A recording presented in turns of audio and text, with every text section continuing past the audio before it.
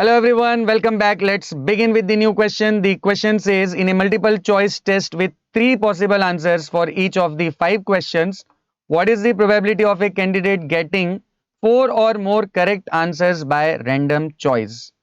Very easy question. So without wasting any time, let's quickly begin with the solution. First of all, ये एक clear cut case है binomial distribution का. And binomial distribution में whenever you need to find any probability, you only need to follow one formula. And what is that formula? The formula is this: probability of x equal to x is given by ncx into p raised to x into q raised to n minus x. अब हमें भी क्या find करनी है? Probability. तो formula यही वाला use करना पड़ेगा, बट ये फॉर्मूला यूज करने के लिए सबसे पहले हमें क्या फाइंड करनी पड़ेगी? एन, पी एंड क्यू की वैल्यूज. तो चलिए सबसे पहले हम इन तीनों की वैल्यूज फाइंड कर लेते हैं. यहां पर देखिए टोटल कितने क्वेश्चंस अटेम्प्ट करने हैं स्टूडेंट को? 5 क्वेश्चंस, राइट? तो एन जो है नंबर ऑफ ट्रायल और सैंपल, वो कितना हो जाएगा? 5. अब यहां पर किस चीज के बारे में क्वेश्चन पूछा जा रहा है? Probability of a candidate getting 4 और मोर करेक्ट आंसर्स, राइट? तो अगर मैं हमारा रैंडम वेरिएबल x को ले लेता हूं, number of correct answers given by candidate, तो ये जो x है उसकी क्या क्या पॉसिबल वैल्यूज हो सकती है? ठीक है, टोटल क्वेश्चन है 5. तो अगर कोई स्टूडेंट 5 क्वेश्चंस को अटेम्प्ट करे तो हो सकता है कि उसको एक भी करेक्ट आंसर ना मिले, मतलब 0 करेक्ट आंसर्स, या एक करेक्ट आंसर मिल सकता है, या 2 करेक्ट आंसर्स, या 3 या 4, या मैक्सिमम कितने करेक्ट आंसर्स मिल सकते हैं? पांचों के पांचों, क्योंकि टोटल क्वेश्चंस हमें कितने अटेम्प्ट करने हैं? 5 क्वेश्चंस. तो अगर हम 5 क्वेश्चंस अटेम्प्ट कर रहे हैं तो कितने करेक्ट आंसर्स हो सकते हैं उसमें से? 0 और 1 और 2 और 3 और 4 और maximum it can be 5. So these are the possible values of x.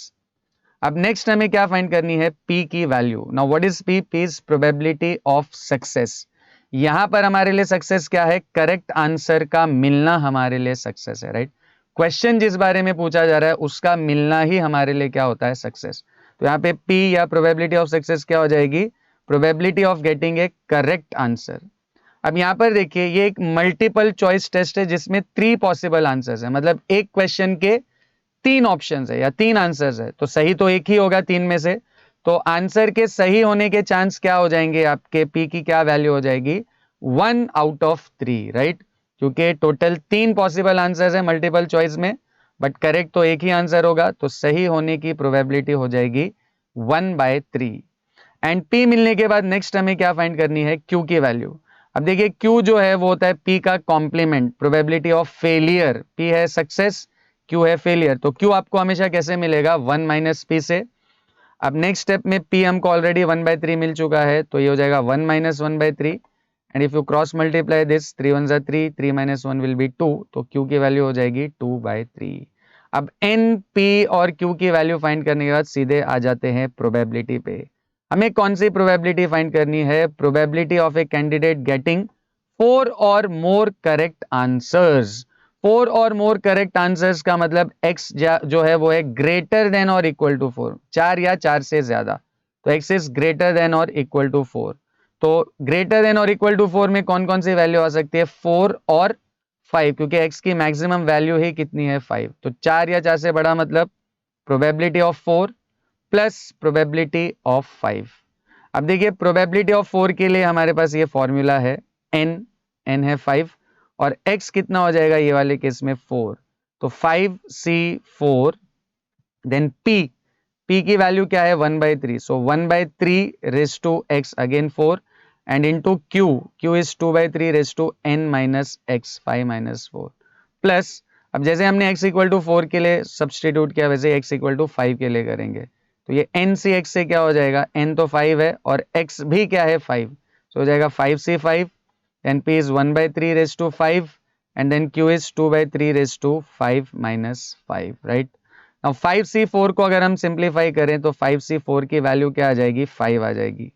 Now 1/3 का फोर्थ पावर, तो 1 का फोर्थ पावर तो 1 ही होता है, एंड 3 raised to 4 हो जाएगा 81. सो 1/81, एंड ये 5 minus 4 बनता है 1, सो 2/3 का power 1 will be 2/3. Then plus 5c5 की वैल्यू होती है 1.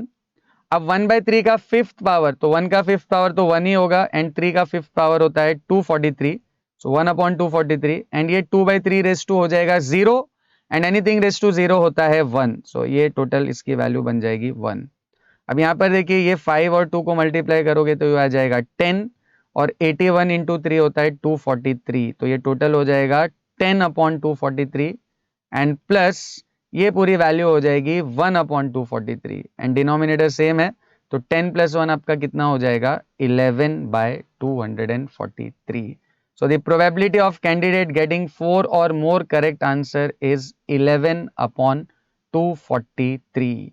I hope this is clear to everyone. See you in the next video.